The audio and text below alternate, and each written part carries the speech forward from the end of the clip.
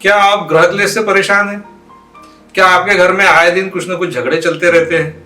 क्या आपके घर में ऐसा होता है कि भाई भाई और माता पिता या बाप बेटा इनके बीच में हमेशा किसी न किसी चीज को मुद्दे को लेकर के, या दो बहुएं हैं उनके बीच में हमेशा झगड़ों की स्थिति बनी रहती है, और कभी आप शांत कराने की कोशिश करते हैं लेकिन वो शांत नहीं हो पाते, और दिनों दिन उत्तरोत्तर ये घटनाएं बढ़ती जाती है, और अंततः भाइयों के बीच में, बहनों के बीच में, माता बाप बेटे के बीच में अलग हो जाने की नौबत आती है। ऐसी स्थिति में लोग आकर के और उपाय पूछते हैं कि पंडित जी हम क्या करें बताइए कि जिससे हमारे घर में ग्रह क्लेश रुक जाए, थम जाए, या कोई समझौता हो जाए और लोग आपस में प्रेम से रहने लग जाए। तो आज का हमारा वीडियो इसी विषय पर आधारित है। मैं हूं संतोष देशपांडे, नक्षत्रवाणी के YouTube चैनल पर आपका स्वागत है।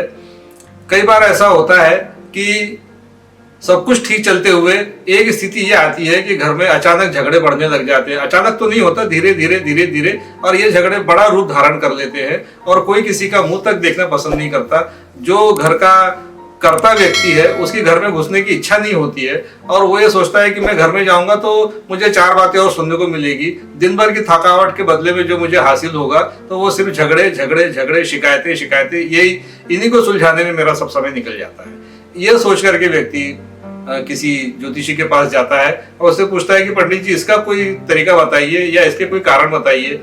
तो ऐसे लोगों की कुंडली देखने पर ये ऐसा प्रतीत होता है कि उस घर में जो झगड़ों का जो मुख्य कारण होता है वो दूसरे घर से हम कुटुंब का सुख देखते हैं। दूसरे घर का संबंध अगर मंगल से आता है और वो मंगल अगर पाप प्रभाव में हो, राहु के प्रभाव में हो, तो ऐसे घर में झगड़े होना निश्चित होता है। उस बुध के साथ, उस मंगल के साथ में अगर किसी प्रकार से मंगल अगर बुध के नक्षत्र में हो, या बुध भी वही हो, या बुध अगर मंगल के नक्षत्र में हो, और इनका जो संबंध है वो दूसरे 8वें और 12वें घर से आता हो, तो ऐसे घर में आमतौर पर झगड़ों का बड़ा भारी प्रभाव देखा जाता है और उस घर की सुख शांति नष्ट हो जाती है। क्या किया जाना चाहिए?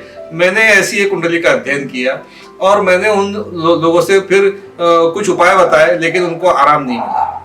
तो फिर मैंने थोड़ा सा खोद करके उन लोगों से पूछा कि भाई आपके घर की आखिर स्थिति क्या है। एक बार मैं स्वयं उनके घर का चक्कर लगा करके आया। मैंने ये देखा कि उनके घर के ऊपर एक मोबाइल का बड़ा भारी टावर लगा हुआ है। तो वो जो अभी हम विज्ञान के युग में रहते हैं, विज्ञान के युग में हम जानते हैं कि मोबाइल के टावर से कितना रेडिएशन होता है। ये बुध का एक बड़ा भारी सिग्निफिकेंस है। तो मैंने उनसे ये कहा कि भाई आपके घर में सुख शांति शायद ही कभी स्थापित हो पाएगी जब तक ये मोबाइल टावर आपके घर में है।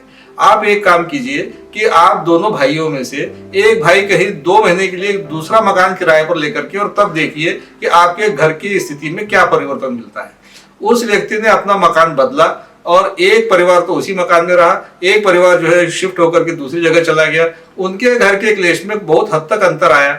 अब जो लोग उस मकान में रहते हैं जहां पर कि वो मोबाइल टावर लगा हुआ है, हालांकि वहां पर भी कुछ बीमारियां अभी परसिस्ट करती है, कुछ बीमारियां अभी वहां पर है, तो उसके उपाय के लिए मैंने उनको बुध से संबंधित, मंगल से संबंधित और राहु से संबंधित कुछ उपाय बताए उनको, और उनको ये उपाय करने से काफी लाभ हुआ। आप भी चाहें, अगर आपके घर में ऐसी स्थिति बनती है ग्रह क्लेश की, तो उपायों के माध्यम से इनको ठीक किया जा सकता है और आपके घर के क्लेश को काफी हद तक दूर किया जा सकता है।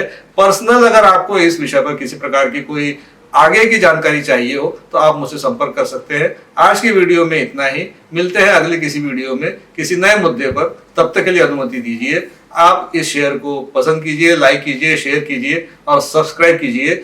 इसी आग्रह के साथ में नमस्कार।